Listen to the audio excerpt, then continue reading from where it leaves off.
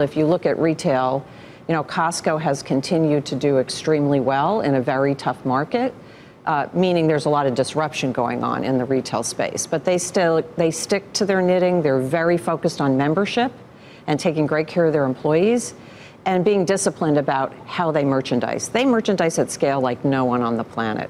And because of that, they've continued to grow every single quarter, and they're a big company to do that. On the flip side, on technology, which is also being disrupted, you've got new entrants coming into a lot of different layers in the stack. And what I've seen with HPE is how nimble they've gotten. We've really, as a board, took a pivot on our strategy a couple of years ago, really sold off a number of businesses that really weren't in our sweet spot. And we've doubled down on hybrid IT, which is about cloud and non-cloud infrastructure in big companies and being able to manage both for them. And also the intelligent edge. And I know when Antonio Neri's on the show today, we'll get into that a little bit more. Obviously, how a company operates is always going to be the most important thing, no matter what the environment is.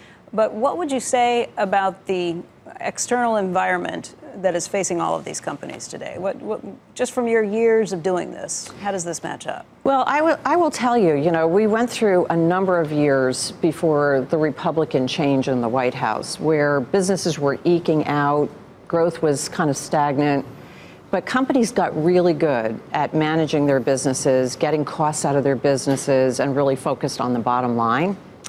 Now that regulation has eased a bit, the market's doing a lot better. The tax cut has really made a big difference in building confidence in business to go reinvest and take risk. That we're seeing, I think, some pretty explosive growth because businesses have also not taken their foot off the pedal of managing costs in their business at the same time. See, you were right.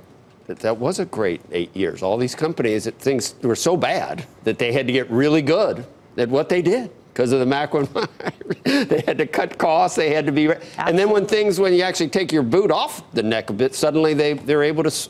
You know what? I think maybe there was more to this than just being incompetent with business. Andrew, possibly. And don't take that bait, Andrew, because on the flip side, we are worried about trade. But it's sort of what I know. But it is sort of what you. As you were saying it, I just started chuckling, thinking, yes. I didn't give them enough credit, really, for how they managed that, how they sort of came along. Were you thinking you had a different take? That was not my take, but I'll leave it there. But they're totally spring-loaded for good times. They were prepared to take advantage of upside, no doubt about it. How about that? Spring-loaded. Spring-loaded. What are Spring-loaded is a method to that madness too. When it comes to trade and beyond, what does that mean? Well, I think in business, only the paranoid survive. So I think we're always worried, what's going to happen with trade. We don't like uncertainty in business, nor does the markets.